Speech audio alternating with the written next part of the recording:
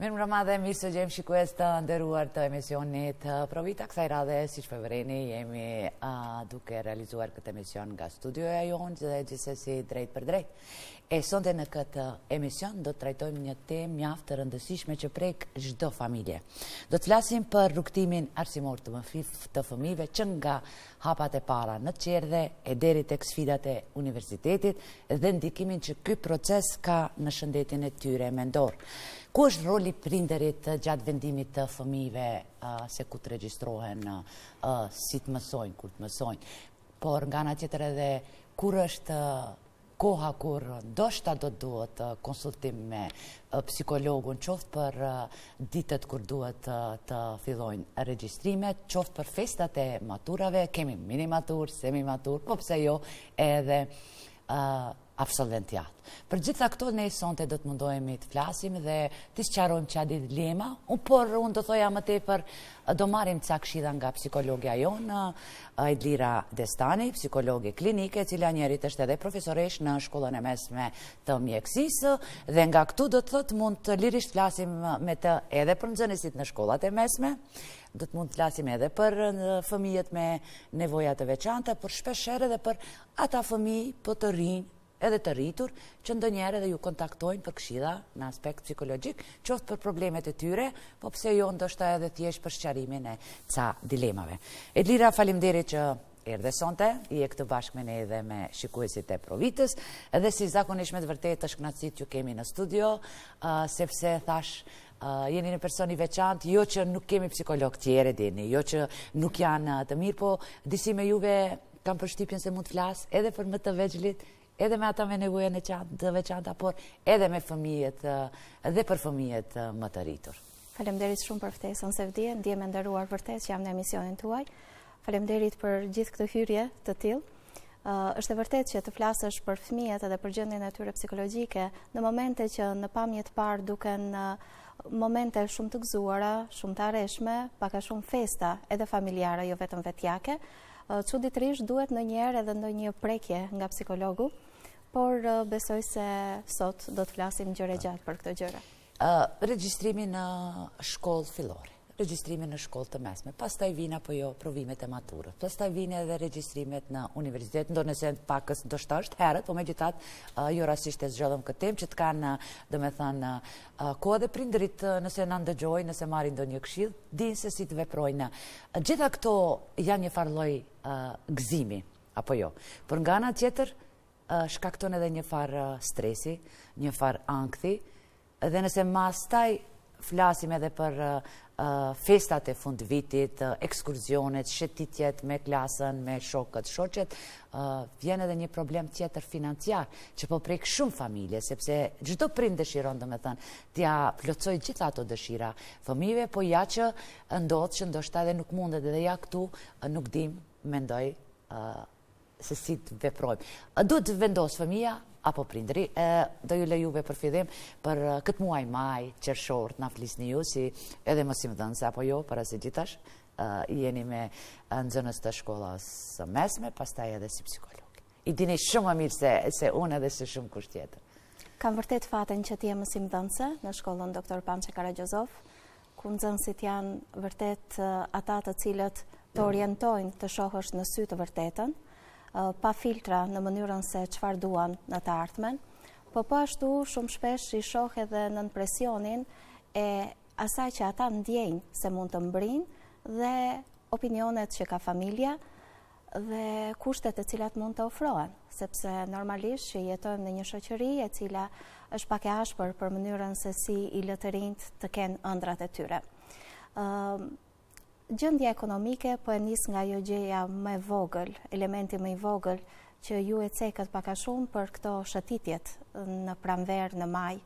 Shumica e shkollave i kanë kryer dhe besoj gjithmonë a kanë të ardhura financiare apo jo, besoj jo vetëm prindrit e gjejnë mënyrën se si t'ja realizojnë fëmijëve këtë dëshirë, këtë ëndër për të qëndruar drejt përse drejti me fëmija i tyre, me shokët, shoqet, me bashkëmoshatarët, por besoj se shumë shpesh ne mbetemi të entuziazmuar, të maknitur nga mënyra se si vetë edhe nxënësit mbështetin shokët, shoqet e tyre, për të mundur, për të mbritur një gjë të tillë që ne të rriturit ndonjëherë kemi lakmi në qoftë se mund ta përdor këtë element, sepse në moshën shkollore, qoftë ajo shkolla 9-vjeçare, qoftë shkolla e mesme, nxënësit mësojnë të qëndrojnë më shumë, më gjatë dhe më të afërt me njëri tjetrin dhe duan që t'jenë jo vetëm individ, po t'jenë edhe pjesë e një shoqërie, pjesë e një grupacioni. Dhe kjo pjesë e grupacionit i bën që të ndjen afër, të ndjen mirë me njëri tjetrin dhe të mos ndajnë asnjë anash. Pavarësisht se shumë shpesh mendojmë që në përshkolla ka bullizëm, ka aneksim të një personi apo të më shumë, por ka raste edhe shpeshherë, domethënë shumë e vërtet. Jashtëzakonisht një shoqërim apo jo edhe grumbullimi i ca kujtimeve të cilat do i mbajnë apo për herë. Hapat e para që nga Qerdhja deri tek universiteti. Hapat e para. Prindërimi dhe pastaj vijnë ato pyetje drejtuar ku është këtu psikologu dhe në cilat raste duhet të kyçet. Qerdhet vërtet janë ambienti ku fëmia bën shkëputjen e parë nga prindrit apo nga bërthama familjare për një periudhë kohore të caktuar, qoftë ajo 2 orë, 4, 6, 8, nuk ka rëndësi. E rëndësishme është që fëmia e ndjen që po largohet dhe është në përkujdesje, në edukimin, në shoqërimin e personave të tjerë të cilat nuk janë fisi tyre, gjaku i tyre, familja e tyre. Shumë fëmijë, të mos them shumica prej tyre, shkëputjen e kanë paksa të vështirë. Dhe në momentet që ata fillojnë të qajnë, të mos pranojnë që të shkëputen nga prindrit. Qajnë edhe mami edhe babi edhe gjithë dhe si mund ta lënë e kemi kaluar këtë fazë, prandaj po të them, ku është këtu domethënë ai balansi? Balansi është i tillë. Do të na kishit mësuar si të veprojmë këto raste. Balansi është i tillë. Mendoj edhe në rolin e nënës, ashtu siç ju më rikujtuat pak a shumë, domethënë që e kemi provuar, po të gjitha kemi provuar një gjë të tillë, por është bukur kur ne mendojmë që arsyen pse e shpihen fëmijën. Dhe ndonjëherë harrojmë dhe themi, po, ama arsyeja që ne e kemi shpën fëmijën këtu është sepse kemi filluar punën, nuk kemi kush na mbaj në shtëpi, përkundrazi. Si duhet jetë, edhe në cilën moshë duhet fëmija të qohet, sepse ne kemi edhe foshnja, apo jo, që jemi të detyruar pas 9 muajve, nëse s'ka kush na ndihmoj, t'i dërgojnë. Kur është e preferuar t'i dërgojnë fëmijët?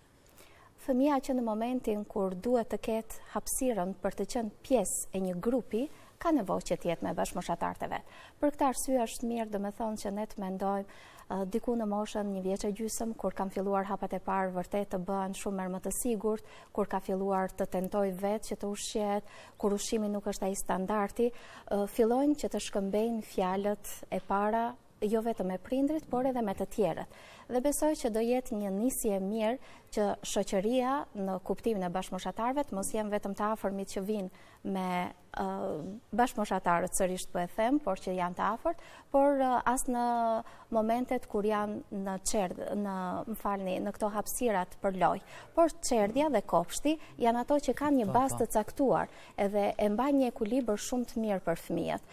Ndoshta shumë prej prindërve apo familjarëve të tjerë do më kritikojnë për këtë që them ku lihet fëmia 1 vjeç e gjysmë, 2, ku lihet jashtë familjes. Por jo Edlira, po Edlira psikologja, do thot psikologjia, thot psikologët e thonë këtë, apo jo? Sepse hapësira për të qenë me bashkëmoshatar është vërtet e duhura që të fillojnë edhe komunikimet.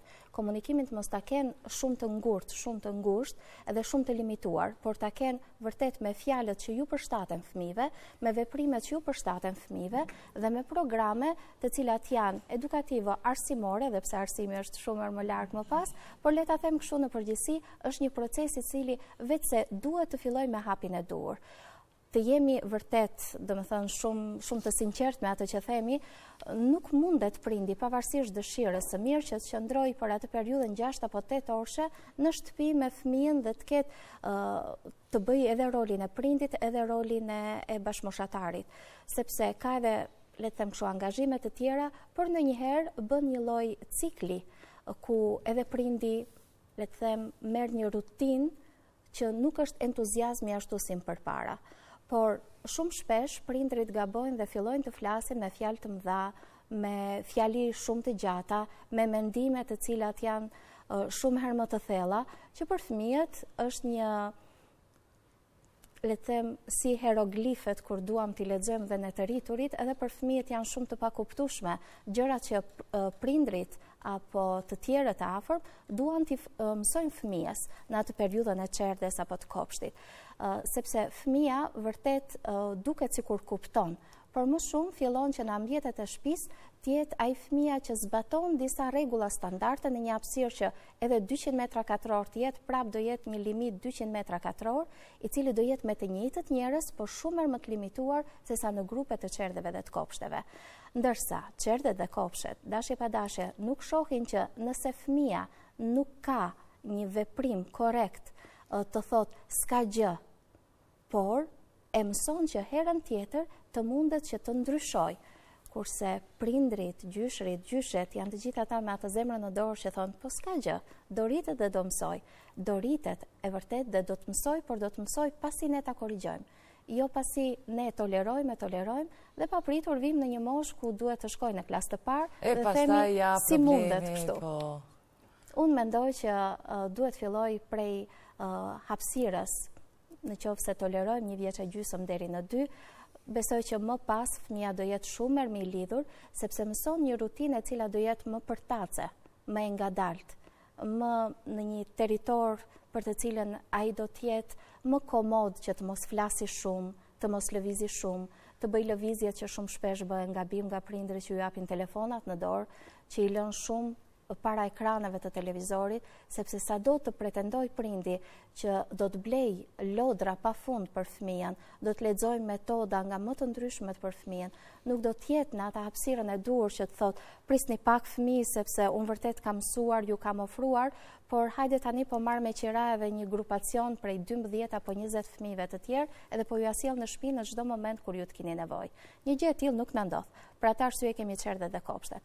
Nëse dikush mendon se çerdhet dhe kopshtet... mësojmë dhe më thënë edhe fjalët e para, po jo edhe ngjyrat i mësojmë. Fëmijët aty mësojnë edhe vjershat, apo jo, cilat ne kemi shumë më rënd tua mësojmë derisa i ruajmë ose sepse janë metoda pedagogjike të cilat dashje pa dashje, unë bëj një shprehje shumë të thjeshtë, ka bërë shkollë njeriu për atë punë, që t'ju mësoj fëmijëve domethënë se si vjershat apo këngët apo ato programet e bukura që shumë nga prindrit të cilët i shpihen fëmijët në çerdhe në kopësht i shijojnë me aq kënaqësi. Po pastaj edhe regjistrojnë edhe kremtojnë edhe festat e ndryshme, sado që janë të vegjël, apo jo se të po e ka kënaqësinë e vet dhe sugjeroni që foshnjët me të vërtetë edhe fëmijët të dërgohen në çerdhe. Ashtu mund të konkludojmë. Sepse në qoftë se e marr tashmë nga ideja 100% në syrin në këndvështrimin e psikologjisë, normalisht që fëmia i provon emocionet në një laramani shumë më të madhe dhe mundet të adaptohet që këtë laramani të emocioneve të mundet të adaptojë për ta vendosur në mënyrë të duhur, korrekte, në për situata të cilat nuk janë eksaktësisht vetëm në ambientet e çerdhes edhe të kopshtit, por edhe në familje, edhe në parqe lojrash, edhe në le të them ato ambientet publike apo marketet e ndryshme ku me sy klinik mund të kapësh me njerë cili fëmijë është që qëndron në ambiente shtëpie edhe cili shkon në kopësht dhe në çerdhe. Po. Elira, shkojmë me regjistrimin e fëmijëve në klasë të parë. Shpeshherë, nga ajo që kemi dëgjuar, prindrit insistojnë ndoshta të zgjedhin mësuesën vetë, pastaj u bën presion edhe mësueseve, u bëjnë presion edhe mësimdhënësve tjerë, po ndoshta mbrinë edhe tek përgjegjësit e shkollave se këtë fëmijë dua në këtë klasë ose tek kjo mësuese ose tek ky mësues. Si do e kishit shpjeguar ju këtë fenomen ose çfarë do kishit thënë këtë drejtim? Si është më mirë të veprojmë po të veprojnë nënat, të cilat duhet edhe prindrit të regjistrojnë fëmijët në klasë të parë. Sepse më besoni, domethënë kemi shumë reagime domethënë nga mësimdhënësit sepse kanë edhe ata stresin e vet, sidomos tani. Që nga tani kanë domethënë presion që të merren fëmijët, që të caktohet domethënë nga ana e prindërit se cili do jetë mësimdhënësi i fëmijës. Si e komentoni ju këtë? Çfarë duhet bëjmë këtë drejtim? Ideja që mësueset të cilat janë në një moshë mesatare kanë edhe eksperiencën edhe energjinë për të punuar, të rejat nuk kanë eksperiencën, po kanë energjinë, kurse ato që janë më afër pensionit Ato kanë eksperiencë, po ndoshta nuk e kanë atë energjinë. Si të veprojmë tani, unë nuk desha ta shpjegoj këtë, që shumë bukur e shpjeguat. Është njësoj si kur të thuash, për shembull, unë prindin tim po e dua në moshën kur ai të jetë me energji dhe me eksperiencë të dur për të qenë prind. Unë jam në klasë të parë dhe të dytë e edukuar dhe mësuar nga një mësuese e cila do dilte në pension. Do me thënë, jam gjenerata e fundit që na la në mes sepse ishte në pension. Gjithashtu? Gjithashtu. Mësuesi Luiq, po. Mësuesja Arta, që e dua shumë, e respektoj ekstrem shumë, dhe ideja që dashuria që të përcjell për arsimin është një dashuri që fëmia e ndjen, nuk ka nevojë të japësh shumë zë dëshirës për shkollë. Nuk ka nevojë që të japësh, le të them kështu, atë momentin që thua po, aman, nuk është e rept, nuk e çon zërin, fëmia duhet pak frikë të ketë, absolutisht. Shkolla është një dashuri për dijen. Dhe fëmia duhet ta ndjejë nga zëri i mësueses, e cila edhe ajo që fillon ditën e parë në një shtator, fillon eksperiencën e saj me atë grup, ashtu si dhe dita e fundit apo viti i fundit që është. Unë mendoj që është gabim që ne i ndajmë fëmijët ashtu, sepse jo vetëm atë që thatë, se vdje që është një presion të jeti madh, edhe nuk është presion vetëm për arsimtarët. Vetë japim presion edhe prindrit, edhe fëmia e ndjen veten se po dëgjon biseda të ndryshme, por ti vën në siklet edhe stafin tjetër pedagogjik. Fillon të ndash një kolege me një kolege tjetër. Pra krijon ato. Pajtojeni që ndodh kjo edhe po ndodh. Po ndoshta pse kam kaluar disa breza të fëmijëve të cilët vijnë për arsye të ndryshme, unë dëgjoj shprehje tipike që thonë, unë kam dashur që ta kem fëmijën këtu. Dhe ndoshta të parin apo të dytin edhe unë kam menduar si prind ashtu, sepse fëmia im është i tillë që duhet një botë kuptimi i tillë për ta kuptuar mësuesi apo mësuesja. Në pamje të parë duket sikur prindi po bën më të mirën, më të durën të fëmijëve. Por ne që në start të atyre 5 viteve, ne po i japim edhe fëmijës, edhe mësimdhënëses, po i japim një presion aq të madh, sa nuk po arrim dot absolutisht që të jemi personat e duhur, që atje nuk po i shpihen për të edukuar dhe për të përfaqësuar një ide shumë më të madhe si përqafimi i dijes, i kulturës, i bashkëveprimit, por po marrim thjesht vetëm po, ky person është i suksesshëm, për atë arsye dhe fëmia im duhet të jetë i suksesshëm, kështu që po shpije te ky arsimtar apo arsimtare. Fëmia ka presion të dyfisht, sepse do përcillet edhe nga prindi, edhe nga mësuesi.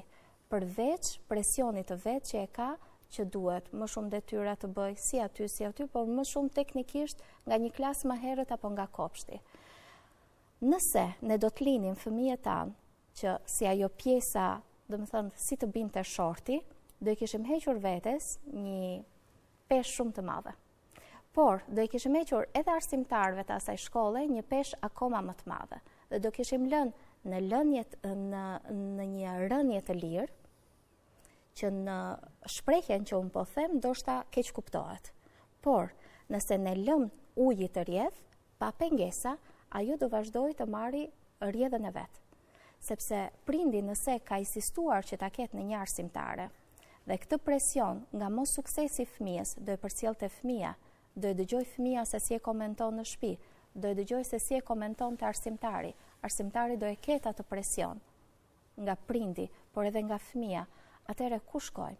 Jemi një botë që në vend të marrim edukat, krijojmë një mini botë të tillë me presione teje të mëdha. Si e komentoni ju rastin që ditë më parë, lexoja, domethënë, në rrjetet sociale, tek cilja mësuese ose mësues ta regjistroi fëmijën në klasë të parë. Qetri koment ishte vajza ime, janë shoqe të afërt, është regjistruar te një mësuese, por ja që fëmin tim nuk e pranon. Si po ndikon kjo e gjithë kjo? Jo rastisht e morëm këtë temë që thash, ende kemi kohë, apo jo, regjistrimet, ndoshta do mësojmë diçka, do dim si të veprojmë. Po e përsëris fjalin që thatë, fëmijën tim nuk e pranon. Nëse rastësisht, qoftë edhe në mënyrë tangenciale, fëmia do e dëgjoj këtë fjali, ai do i duket vetja sikur jo thjesht nuk pranohet për çështje teknike, por është i pa dëshiruar në një ambient të caktuar, në një ambient të ri ku do shkoj, në kulmin e asaj që ai duhet të shpërfaqi gjithë energjinë të cilën e ka, gjithë dëshirën që e ka. E keni vënë re se me sa dëshirë i përgatisin librat, çantat, fletoret, mjetet e ndryshme, dhe në një moment të dëgjojmë fjalinë që nuk ma pranoj. Dhe më thënë, nuk ma pranoj. Ose mësuesi im është më i mirë se mësuesi yt e kështu me radhë, po ndikon shumë tek fëmia. Edhe këto janë shumë të dëmshme për fëmijën. Prandaj mjaftueshëm kanë edhe arsimtarët, edhe prindrit, edhe fëmijët, ngarkesat të tjera, emocionale, fizike, kohore, financiare, pse jo, ti limitojmë gjërat kush është më i mirë dhe kush është më i dobët, sepse plan programi nga Ministria e Arsimit është i njëjtë. Kanë diplomuar në të njëjtin ose në të ngjashëm që të gjithë ata që janë mësimdhënës. Fëmijët po vinë nga ambiente ku shumë rrallë vinë nga teritore të tjera, më shumë janë i njëjti brum, domethënë që jemi këtu. Le t'ju lëm mundësinë që atë energji që duhet të mendonin, a më duan, as më duan, a jam unë të mësusja më e mirë apo jo, a më pranoj apo nuk më pranoj një mësusja më e mirë, le t'i lëm të lirë që atë energji të argjojmë për të mësuar dhe për të qenë vërtet në shoqërinë e asaj le të them ziles së shkollës, vetëm thjesht që është sinjal që po fillon një proces i cili është shumë i dashur për fëmijën. Do të thotë t'i lëm fëmijët dhe t'i lëm ata që menaxhojnë shkollat, ashtu i bie apo jo, me short t'i pranojmë. Do ishte kështu konkluza, le të rrjedhë uji. Le të rrjedhë uji. Rregull. Si do të ishte Sevdia në qoftë se ne për çdo proces që kemi, qoftë të duam në një sportel ku duhet të dorëzojmë dokumentat, të themi jo se nuk e duam këtë, se më mirë punon kjo tjetra sepse atë përshtypje më ka lënë mua. Gjithmonë po kthehem sërish te arsimtarët. Arsimtarët kanë qenë të mirë dhe kanë patur sukses sepse kanë gjetur gjuhën e përbashkët fëmijë arsimtar. Por në qoftë se ne i lëmë nën presion, nuk do të mundet as njëra palë, as pala tjetër që të nxjerrin më të mirën e tyre. Le t'i lejojmë që pa presion të krijojnë këtë energji midis tyre dhe të rrjedhë procesi. Rregull, tani shkojmë procesi prej klasës së 5 në të 6 prej një mësueses, eventualisht 2 apo gjuhën maqedone ose anglisht e varësisht, në 90 sa arsimtar. Edhe kjo është një, edhe kjo ndoshta edhe 14, po edhe kjo është një nga një radhë thash një përvojë, një gëzim, një rritje e fëmijës apo jo, por nga ana tjetër është edhe stres, është ankth, si për fëmijët, ashtu edhe për prindërit, sepse pastaj vinë telashet, ngacmoj ky, ngacmoj ai, fëmijë kështu me radhë. Kemi prindër që nuk duan absolutisht t'i ngacmohet fëmija, madje as t'i çortohet. Nga ana tjetër kemi edhe fëmijë që janë pak më temperament e kështu me radhë. Çfarë ju si psikologe do i kishit këshilluar prindërit në këtë rast? Tani nuk do thoja ndoshta mësueset arsimtarët, sepse megjithatë ata e kanë kaluar edhe provimin e psikologjisë, dhe të njëjtën kohë duhet janë edhe psikolog apo jo? Dhe janë psikolog. Dhe janë, sepse në atë këndvështrim që ju kërkohet, jo për të trajtuar, po për të detektuar, janë që të gjithë të aftë për ta ndjerë fëmijën që e kanë përpara vetes kur diçka nuk shkon, dhe për këtë arsye bisedojnë me stafin pedagogjik apo me prindrit drejt për së drejti dhe në bazë të moshës edhe me fëmijën. Dua të qëndroj tek një moment shumë delikat, sepse është një periudhë kohore ku fillojnë edhe ndryshimet hormonale, ndryshimet emocionale, emocione shumë më të fuqishme që paraqiten, ëndra të cilat janë dikun, do më thënë, shumë më afër vizionit të tyre se sa mund të kishin qenë 2 apo 3 vite më përpara, dhe kjo i bën që të jenë në një dilemë se çfarë po bëjmë, si po bëjmë, a duhet akoma të ndjek rregulla apo jam fëmia i cili po rritem dhe unë tani di gjithçka, mundem gjithçka. Jo vetëm di dhe mundem, po edhe kush është ai që të më tregojë se çfarë duhet unë të di. Pastaj edhe bëj gjithçka çka dua. Po. Pa menduar pasoja. Le t'i kuptojmë sepse ata vërtet, do më thënë, janë në një proces rritjeje për atë të rriturit. Po për ku është kufini i të kuptuarit dhe ku është këtë tani momenti kur prinderi duhet të bëj stop, Pikërisht. do thot këtu e të tjenë nuk shkon kështu. Këtu është problemi më duket që ende për momentin nuk e kemi të qartë se deri në cilin moment ne mund t'i lejojmë fëmijës moshës 7 vjet, në klasën e 7, 8, 9, sidhet në pa marrë parasysh, e dim se hormonet e bëjnë vetën, janë të rritur krejt, por kur është momenti kur duhet prindi të vendosë në vend fëmijës, e pastaj vjen koha edhe për psikologët e shkollave, ku janë ata, sa janë ata seriozisht të kyçur edhe sa ata mbajnë ligjërata dhe a duhet mbajnë ligjërata me nxënësit, sidomos të klasës 6, 7 dhe deri në klasën e 9. Prindrit dhe arsimtarët. Se më duket janë pak më pasiv. Vetëm nëse ka ndonjë fëmijë problem, atëherë janë aktivizohen psikolog. Mendoj unë ashtu, tani nëse mendoni ju ndryshe urdhëni. Prindrit edhe arsimtarët janë aty për fëmijën, i kam përpara. Normalisht janë disa ndryshime të cilat ne harrojmë që vinë që nga familja, që nga rruga dhe përcillen për në shkollë. Nga vetë fëmijët.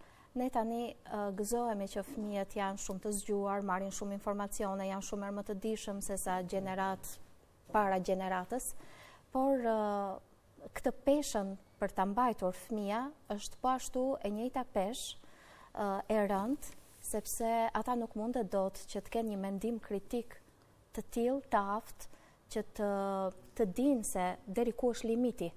Për atë arsye, nëse ne do i kemi lënë fëmijët që në një strukturë të caktuar dhe jo ti je i filanit, ti ke zgjedhur mësuesen më të mirë. Edhe këto. Ne po flasim se vdje besoj sot që të shohim se ku ne si të rritur jemi duke u gabuar me fëmijët, sepse ne pretendojmë dhe duam edhe dëshirojmë me zemër, përpiqemi me të gjitha mundësit që të krijojmë ambientet edhe kushtet më të mira për fëmijën, edhe për këtë nuk dua të heq asnjë presje çdo përpjekje që bëjnë prindrit, sepse gjithkush e shikon në lupën e vet. Por se shikojnë atë çfarë mund t'i ofrojnë fëmijës, nuk shikojnë për çfarë ka nevojë fëmia. Fëmia nuk ka nevojë as për luksin, as për dhunën, as për plotësim të dëshirave ekstreme, as për lënje të lirë për të menduar, por thjesht prindi duhet të kryejë rolin e prindit dhe të jetë aty për çdo lloj ndryshimi, për çdo ditë çfarë ndryshon. Atje do të kemi ne atë ndjekjen e famshme të ideve që prej sot fëmia im po ndryshon jo sepse po rritet edhe unë po e nuhas, por ka një hall, ka diçka që duhet ta shprehë me mua. Dhe vërtet me qenë se në fillim kur tregua që kam edhe kontakt me prindër dhe me fëmijë të tjerë, jo relativisht vetëm te shkolla ku punoj, dhe jo relativisht vetëm rastisht ju zgjodha juve me respekt ndaj gjithë psikologëve dhe kolegëve të juaj. Domethënë jeni në kontakt me fëmijë më të vegjël, jeni në kontakt edhe me prindër të fëmijëve me nevoja të veçanta, jeni në kontakt edhe me nxënës të shkollës së mesme, që do të thotë mund të flisni për çdo gjenerat. Është një laramani. Madje kemi edhe pak më të rritur që ka nevoja konsultime me juve. Por kontakti do me thënë që prindrit kur vinë edhe për probleme nga më të voglat, që do të thotë që prindrit janë vërtet shumë syçel se çfarë po ndodh. Ku e marrin guximin që të kërkojnë ndihmë, ajo është krejt diçka tjetër.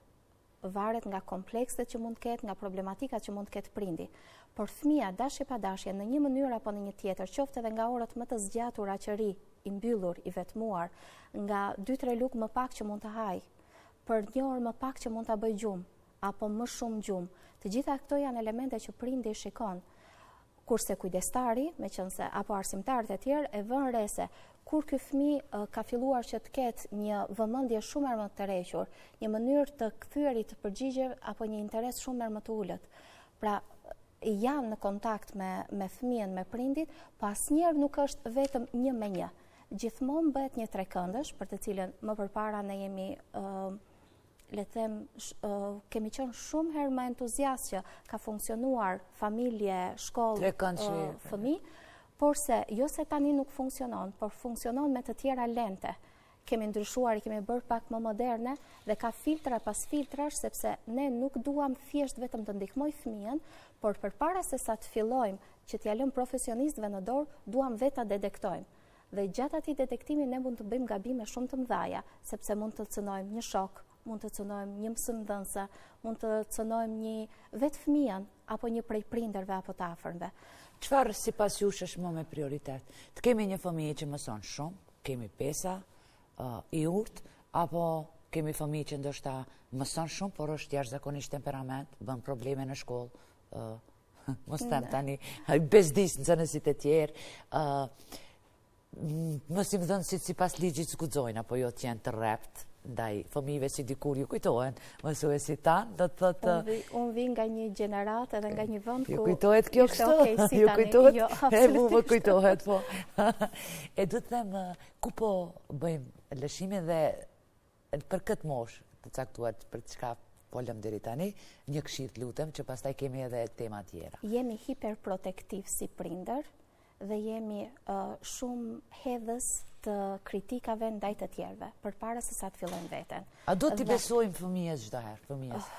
Fëmia ka një arsye pse bën një veprim të caktuar. A është arsyeja që e thot drejt për së drejti me fjalë, ajo e vërteta, ajo është tjetër gjë.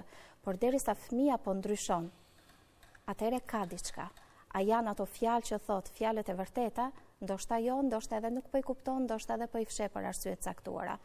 Por prindrit e kujdesshëm mundet fare mirë që të gjejnë metoda shumë herë më të drejtë për drejta me profesionistë të fushës që nuk do ketë nevojë ndoshta edhe më shumë se 50 minuta, 60 minuta, edhe jo më tepër, ndoshta ndonjëherë përfundon çdo gjë brenda një takimi me psikolog për të parë se ku është problemi.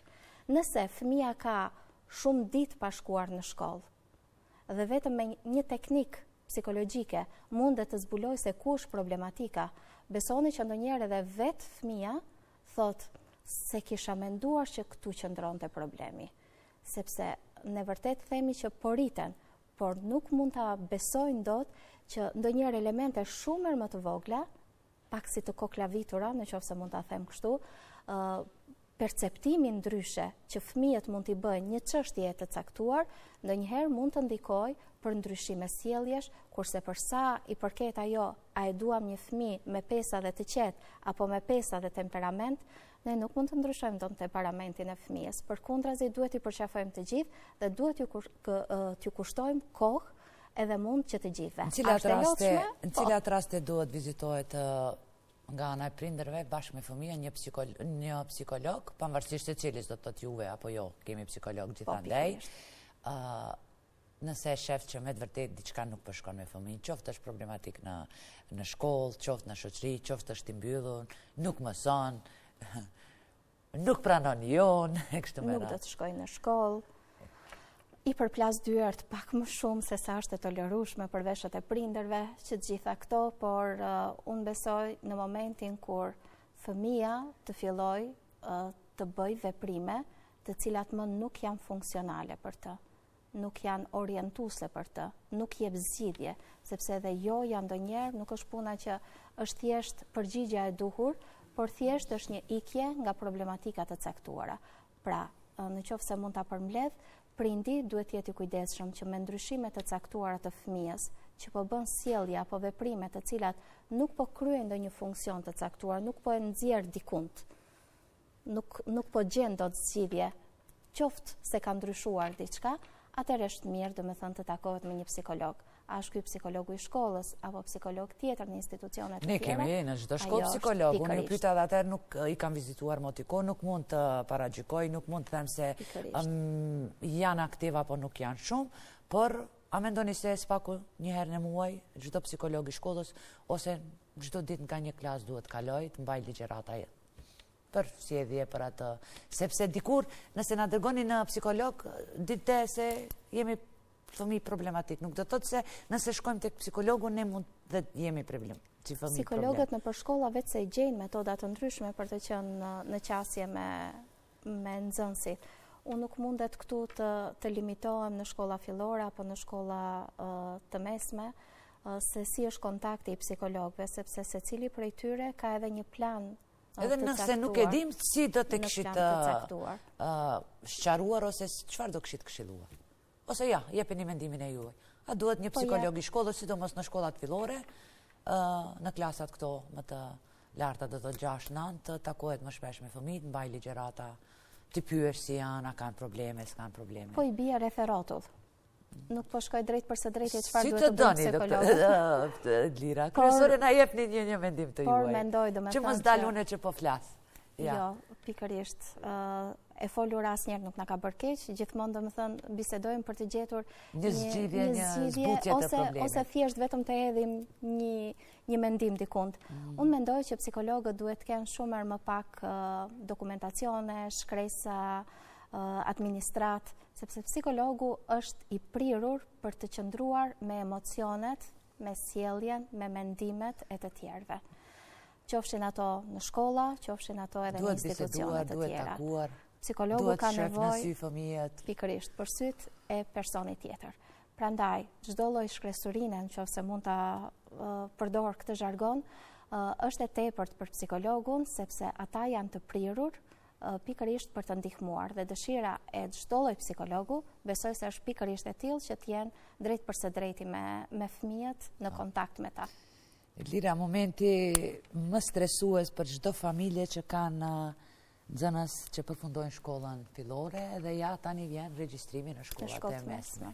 Prindi do ndoshta të jetë në mjekësi, ndoshta do të marrë ndonjë zanat fëmija e tyre, të merret me profesione tjera, fëmija ndoshta do diçka krejtësisht tjetër. Kush duhet të dëgjuar? Besoj se duhet të dëgjohet fillimisht fëmija. Pse e them këtë fëmija?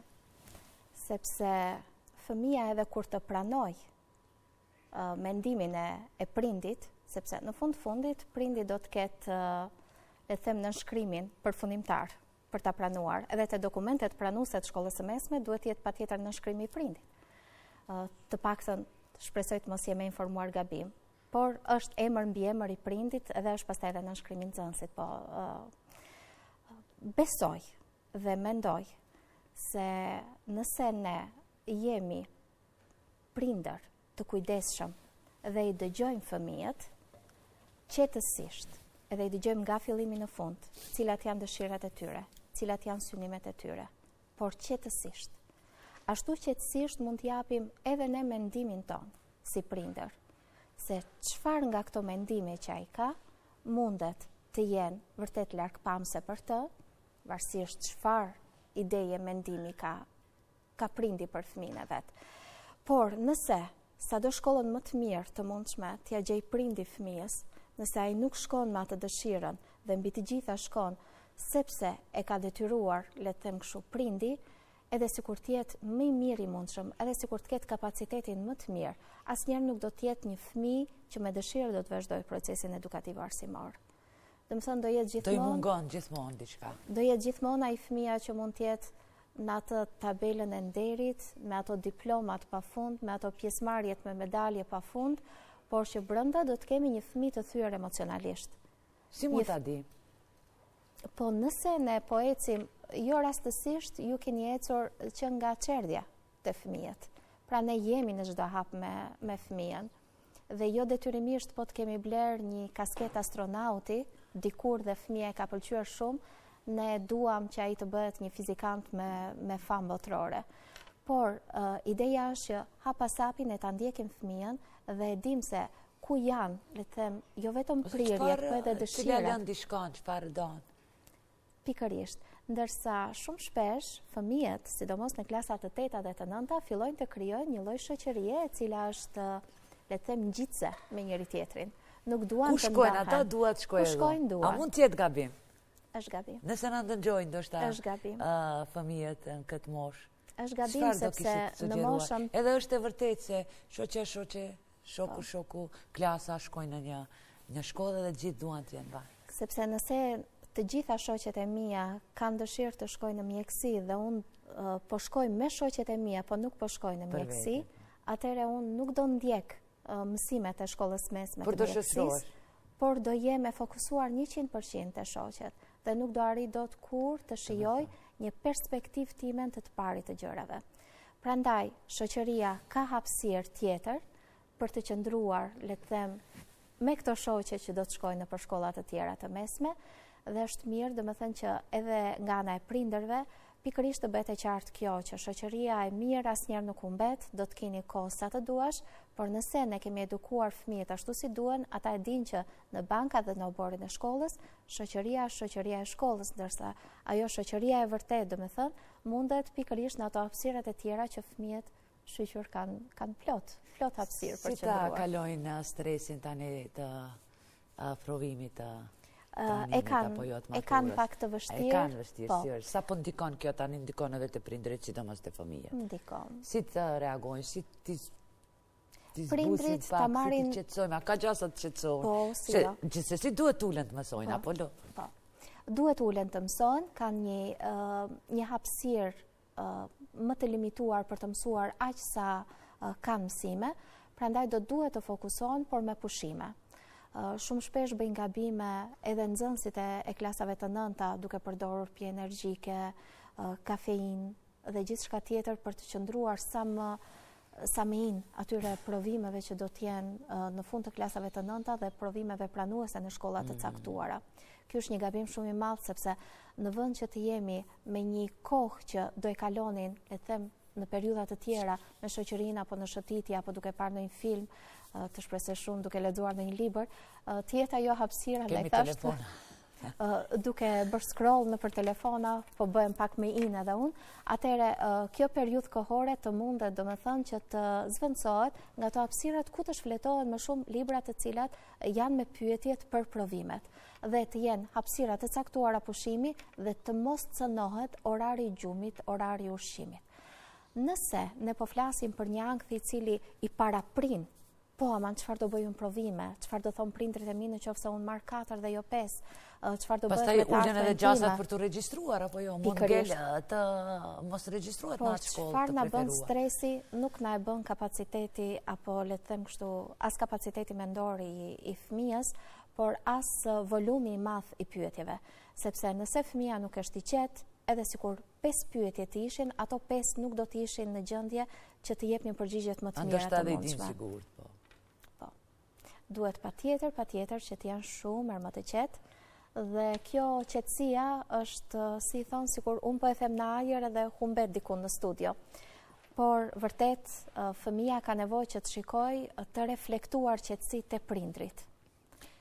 Sepse mësojnë me model edhe në këtë fazë. Fëmia nuk e di çfarë është shkolla e mesme, përveç faktit që mund t'ja kenë fryrë shumë, ose të tjerë që kanë qenë para vetes, ose prindi që e kanë mbajt gajle, unë dua që të regjistrohet në këtë shkollë, mundësisht nga kjo shkollë, në këtë klasë mundësisht, e tjera. Prandaj thash është një ankth i paraprir të një situate të cilën as nxënësit, as prindrit nuk e din, aq më tepër ne si mësimdhënëse nuk e dim. Shton deri sa janë të mitur, në këtë rast janë të mitur, apo jo deri aty duket edhe nuk i mbushin në 18 të plota. I mbushin tashmë, rregull. Po, në fund të vitit 4. Shkojmë tek vendimi për, edhe pse tani do jenë, domethënë, më në moshë, do jenë brucosh, do jenë student të vitit parë. E tani këtu, a duhet sinqerisht vetë vendosin, që zakonisht vetë vendosin më të rriturit, apo, se në cilën dek të universitetit ose të fakultetit do e vazhdojnë studimet, ka edhe të ati që nuk duan studime, se tani po e shifni gjithçka më tepër është çështje materiale, gjithçka po më duket fatkeqësisht vrapojnë pas parave, nuk vrapojnë shumë pas. Ndoshta edhe pse oferta pune janë të limituara dhe normalisht na ka dalë nami që nëse mbarojmë një fakultet, nuk kemi shumë hapësira për të punësuar të paktën në profesionin e drejt për drejt që kemi. Edhe është e vërtet që shumë kush po përfundon krejtësisht në profesion tjetër, edhe përkundër faktit që ka diplomuar në një dek të caktuar. Por gjithsesi, cila është kësilla e psikologët? Gjithsesi, shkollimi i lartë gjithmonë unë e mbaj, domethënë si atë etalonin sikur njeriu plotësohet nga ana akademike. Jeta studentore ka krejt një hapësirë tjetër për mënyrën se si rritet. Unë kur nuk e harroj një këshill nga profesoresha ime e shkollës mesme, që ishte shumë specifike, shumë speciale në këshillat që na jepte, ajo na jepte këshillat me nga një fjali, edhe thoshte çdo ditë keni për të rritur dhe për ta ndjer veten më të rritur. Në shkollën, domethënë fakultetin, atëherë dikur i thoshe në shkollën e lartë. Por në fakultet vërtet çdo ditë që zgjohesha personalisht, e kuptoja sikur prit pak se ato gjëra që i kam bërë dje shumë herë më naive.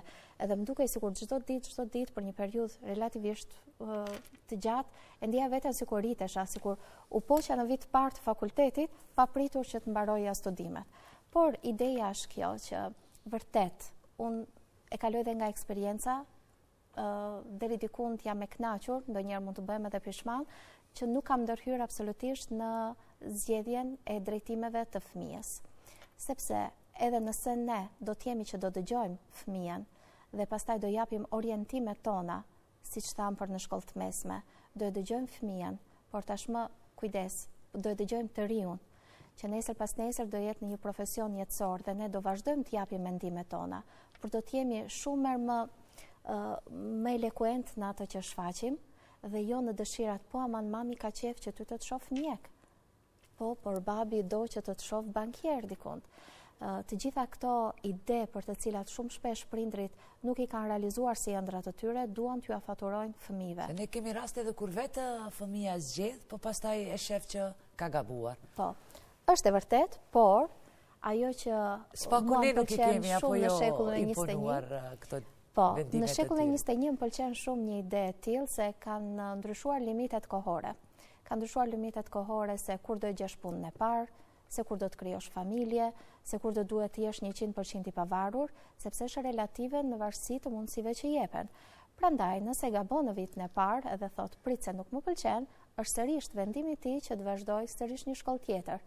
Ose nuk më pëlqen, më pëlqen shumë kjo. Ke parasysh shkon e fundit është ene, kam ngrirë domethënë vitin e parë. E kam ngrirë vitin e parë, por ti mundesh të shkrish një vit tjetër në një drejtim tjetër. Po kemi mundësi tani. Po. Për atë thash që ka ndryshuar shumë më shumë dhe nuk janë strikte që ti do mendosh në moshën 18 vjeçare, ndoshta ndonjëherë edhe pa e mbushur moshën 18 vjeçare për profesionin e ëndrave. Aq më tepër domethënë kur e shoh ecurinë time akademike, them për ku nisa edhe ku jam tani 50 vjeç. Prandaj besoj se hapësirat që jepen fëmijëve janë të panumërta, janë të palimituara, e rëndësishme është që ata të ndjekin vërtet diçka që ju fle në zemër sa ato do e bëjnë më me qejf, më me dëshirë. Mendoj se ndoshta në këto tema duhet një cikël emisionesh, për çdo mosh apo jo, qoftë edhe me ju, edhe me sociologë, edhe pedagogë, edhe mësimdhënës, edhe prindër, si dikur që kisha mundësi ti takoja gjithë në një studio. Por mendon se deri dikuni përmendëm gjitha këto problemet më të shpeshta tek gjitha këto mosha që dalemi tani tek stresi tjetër që e kemi domethënë përveç që kemi të bëjmë domethënë me një fund vet, me një ndryshim të shoqërisë, ku shkon shoqja, ku shkon shoku, ku shkon shoqëria, vjen nata më e pritur për gjithë të rinj, vjen matura, semi-matura, në fillim thash edhe mini-matura, se tani edhe apo jo, edhe mini-maturën kemi fëmijët që mbarojnë klasën e 5, më duket që hyjnë në klasën e 6. Si, e rëndësishme është që ata marrin një veshje edhe ja, këtu fillojnë stresi, fillojnë shpenzimet, ndoshta edhe konfliktet. Ai stres nuk përshkruhet sepse çdo kush do nduket bukur që nuk kanë faj, apo jo është një natë. Por sa në fakt kjo po ndikon domethënë qoftë në shëndetin mendor të tyre, po besa edhe të prindërve. Po edhe mësimdhënësve, se edhe mësimdhënësit duhet të jenë aty, apo jo të kujdesen për ta vazhdimisht. Edhe sikur po harrohen mësimet, provimet, se kemi kohë. Kryesoret kalojmë një natë të bukur. Po, mjafton ajo natë të jetë e bukur. Duhet t'i kushtojmë veshje më tepër kujdes. Ndoshta shpenzimet e shumta, ata janë të rinj, nuk mendojnë se si e përjetojnë prindërit. Apo t'jemi vetvetja, të kalojmë bukur dhe të marrim kujtimet e bukura, pavarësisht se çfarë do vishemi. Nëse të gjitha këto gjëra që ne folëm më herët janë diçka që përfshihen në një proces të detyrueshëm, nëse mund të shprehem kështu, të gjitha këto proceset e tjera janë sa e kemi rritur ne standardin si shoqëri. Sa duam ne të shpenzojmë dhe pastaj krahasimet bëhen shumë më të lehta.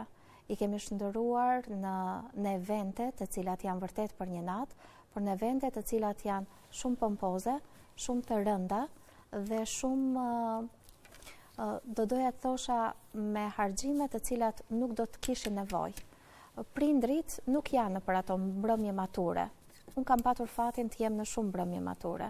dhe besoni që në momentet kur ata janë bashkë me njëri tjetrin, kur janë brenda atyre hapësirave që duhet të rinë me njëri tjetrin, absolutisht nuk kam as pak, do të thënë rëndësi si e veshur, si e lyer. Derisa të hynë në shërbimi, derisa të fotografojnë. Dhe nëse si shoqëri ne mendojmë që të thjeshtësia, të ajo që reflektojmë, të ajo që ndjejmë, ne mundemi të shprehemi lirisht, të na pranojnë prindrit, të na pranojë shoqëria, por mbi të gjitha ta pranojnë veten.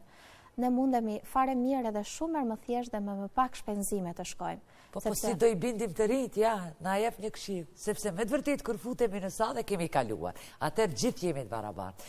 Gjithë mundohemi të kalojmë bukur, tash po flas në veten. Gjithë do të mundohen të kalojnë bukur dhe kujtimet do duhet i marrin me veti dhe do i marrin. Do harohet gjitha ajo se çfarë kanë vesh, sa grim kanë vendosur, çfarë kostumi kanë vesh me shkojt. Më lejo që ta filloj sërish nga e para, por shumë herë më shkurt kësaj radhe. Nëse kanë minimatur, dalin edhe prindrit, edhe i bëjnë këto shpenzime. Dhe prindi orienton se në cilat dyqane do vishen, ku do të rregullohet kjo apo ajo. Vazhdojmë po ashtu në klasë të 9, po ashtu prindi shkon. Do të thënë shoqëron, si mundet t'i ulim standardet nëse prindrit i kanë ngritur kaq lart standardet në një hapësirë kohore, do të thënë që kalojnë çdo 4 vite, nuk harrojnë fëmijët, nuk do shkojnë më poshtë, do shkojnë më lart. Nëse diçka ka kushtuar 200-300 euro, mos prisni më 200-300 euro të kushtojnë pas 4 viteve, sepse çdo gjë që ata duan të investojnë, duan ta investojnë 2 fish dhe 3 fish.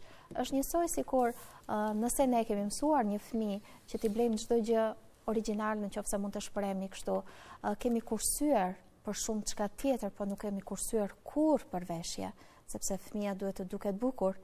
Atëherë, si mundet të kursej ky fëmijë kur tregu e ka nuhatur, që është treg me shumë përfitime, prandaj mundet t'ia lejoj vetes të risi edhe funksionin, do të thënë thjesht edhe për një natë, duke ngritur çmime dhe gjithçka tjetër. Ka njerëz të arsyeshëm që vërtet e shohin si diçka që duan ta kalojnë së bashku, por e shumta është që duan sa më shumë pompozitet t'i japin.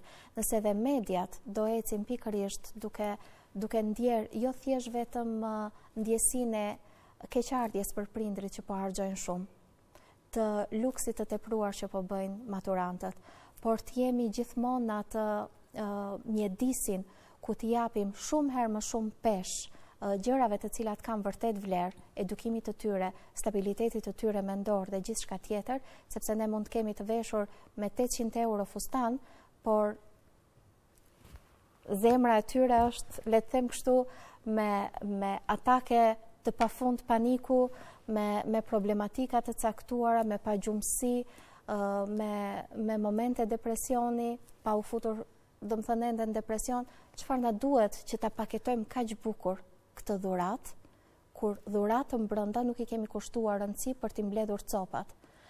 Fëmia do e ndjej që nuk ka nevojë të jetë kaq pompoz në përmatur dhe të harxojë kaq shumë, kur ta ketë ndjekur gjithë rrugtimin e rritjes së vet, që dashuria nuk vjen duke u paguar me para se ku po i bën pushime dhe çfarë po investon prindi nga ana monetare, por sa afër po qëndron me të. Dhe besoni që nëse i rikthemi sërish ndjenjave njerëzore, emocioneve, që besoj të gjithë prindrit dhe të gjithë fëmijët, nëse më dëgjojnë, do jenë të bindur se asnjë gjë nuk përkthehet me një palë sandale shumë të shtrenjta. Asnjë gjë që ka të bëjë me shëndetin e tyre mental, asnjë gjë që ka të bëjë me stabilitetin e tyre emocional. Nuk ka shitblerje në këtë fushë.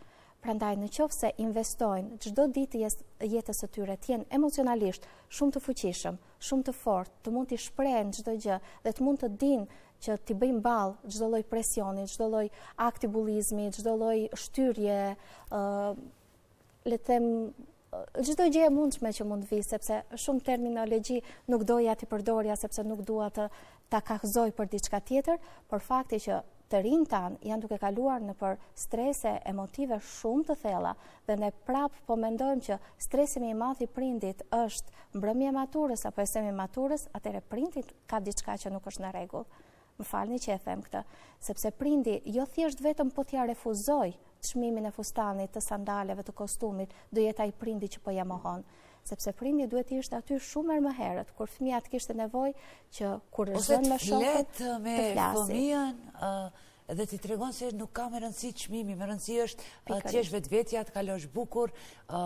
Po ndoshta këtu kemi edhe një gjenerat tjetër që thjesht me të vërtet me keqari edhe unë e them, nuk i dëgjojnë prindërit. Prandaj ju rastësisht thash, ku është këtu roli i prindërit dhe si të veproj prindërit që një fëmijë që të mos bjen depresion, që mos të përplas dyer ashtu siç that, jo më tepër se ç'dohet, po mos tik nga shtëpia duke patur frikë se nëse i thot jo. Edhe këtu domethënë është një temë ndoshta me të vërtet shumë emisione duhet të dedikohet. Kemi shumë probleme. Poja dhe joja në qoftë se nuk janë stabilizuar që 4 vjeç. Të mos presim që 18 vjeç fëmia do të jetë shumë i bindur që pos dhe jo së prindit do duhet ti shprehet pikërisht me këtë pon dhe jo në vet.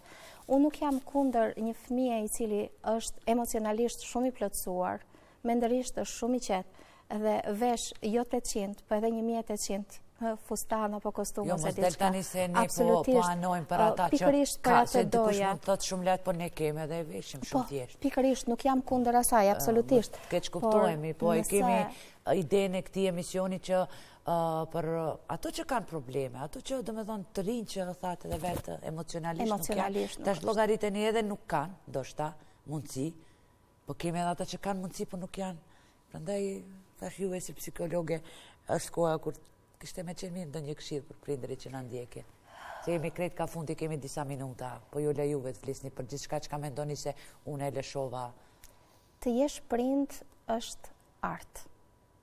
Më vete në mënyrën se si sillesh. Është sfidë më vete në mënyrën se si ndihesh dhe se si e menaxhon. Dhe mendoj që në çdo hap të jetës së vet, prindi jo thjesht ta mbaj përdore fëmijën, por edhe atë energjinë që i përcjell fëmia të mundet t'ia rikthej me energjinë që kërkon fëmia. Nëse në çdo ditë të jetës së fëmijës son, ne jemi prindi, psikologu, edukatori, mësuesi, pse jo pjesa e familjes më të gjerë apo e shoqërisë, që po kuptojmë se çfarë po kërkojnë, qoftë edhe në një kundërshtim të caktuar që bëjnë, është një lloj kërkese e tyre. Nëse jemi vërtet syçel edhe veshhapur, edhe vërtet jemi të prekshëm në mënyrën jo që t'jemi më shumë empatik apo jo, po thjesht që t'jemi të kujdesshëm, sepse kemi si vizion që të kemi rinim më të shëndetshme nga ana emocionale, ne do jemi aty për çdo lloj ngritje zëri dhe gjithçka tjetër. Dhe do shërojmë ato elemente të cilat kanë filluar t'i prekin si një virus i keq. Sepse një fëmijë i cili ka një pakënaqësi të caktuar dhe i ka ato jo të caktuara, i ka për një arsye, që nuk e lexon situatën si prindi, dhe prindi të mos krahasohet me idenë që po aman unë jam ai që i plotsoj çdo gjë. Fëmia nuk do çdo gjë. Fëmia do atë. Fëmia do veten që ta ndjej të sigurt, dhe ne nuk do e dim kurrë në absolut se çfarë do e pengoj fëmijën në një moment të caktuar të jetës. Prandaj duhet jemi aty, pa ja lëshuar dorën. Prandaj për çdo moment që në shkollë kryet diçka që është kapriçoz, apo ikën nga ora, apo ka bërë një zëng të çuditshme, duhet jemi aty jo për ta akuzuar që ka ndryshuar, që ti ke qenë nxënës shumë i mirë, çfarë ka me ty, jo në sy të tjerëve, por duke ulur edhe duke e ndjerë të lirë që edhe ai të fillojë të pyes veten, mirë po unë, pas kam ndryshuar për një arsye. Ne duhet jemi psikolog në çdo moment pavarësisht profesionit, sepse psikologjia nuk është thjesht vetëm hajde se po e mbaroj një fakultet, por është ideja që ta shohim ashtu siç thatë dhe ju në sy fëmijën. Edhe me syrin e shpirtit mund ta lexojmë më mirë. E çdo kërkesë tjetër që do të vazhdojë nëse ne e lexojmë, është thjesht vetëm paketimi më i bukur. Paketimi që i përshtatet fëmijës apo i përshtatet xhepit të prindit. Duhet jemi syçel në çdo moment, qoftë edhe për një ardhje nga shkolla, shumë më shpejt se sa zakonisht apo më vonë se sa zakonisht. Qoftë edhe për një le të them 4 që ka ndryshuar, jo për t'i kërkuar llogari. Për të pyetur për ditë se çfarë ka ndodhur. Çfarë ka ndodhur. Dhe qoftë edhe si po ndihet për këtë 4. Qoftë edhe si po ndihet për këtë zënk. Dhe qoftë ai ndihet mirë, atëherë ne jemi aty për të thënë çfarë është mirë dhe çfarë është keq. Edira, ne sonte bashkë folëm për pak tema më të ndihshme, por pak tema më të lehta, fillua me problemet më të lehta, apo jo?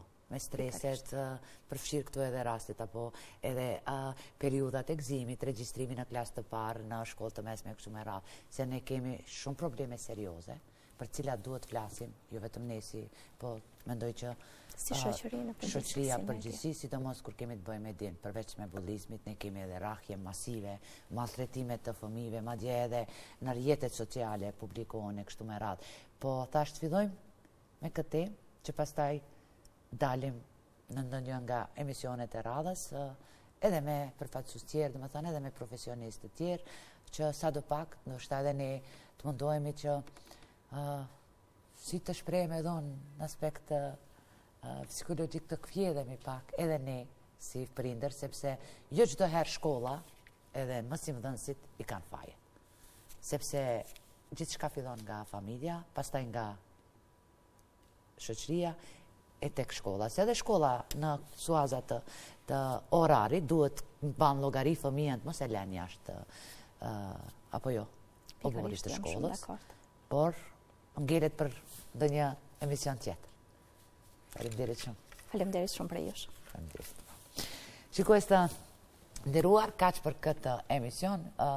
Ne folëm ashtu siç edhe na dëgjuat, këtë emision ju kushtuam më të rinjëve, fëmijëve tanë, tani jemi në fund të vitit, kemi regjistrime në shkolla, pavarësisht se në ato të mesme, në universitete, apo ndoshta pse jo në shtator edhe fëmijët, foshnjët dërgohen në qerdhe. Folëm pak edhe për manifestimin dhe mbajtjen e maturave, kështu me radhë. Unë shpresoj se patë çfarë të dëgjoni dhe nëse ndonjë nga këto këshilla do i zbatoni, besoj se gjithçka do shkon në rregull. Ne do vazhdojmë edhe me këto tema nga fusha e shëndetit mendor, jo vetëm me psikolog, po ndoshta shumë shpejt edhe me sociolog, po pse jo edhe me pedagog, mësimdhënës e kështu me radhë. Pra, kaq për sonte, ju faleminderit që ishit me ne, e shihemi tani në ardhshëm.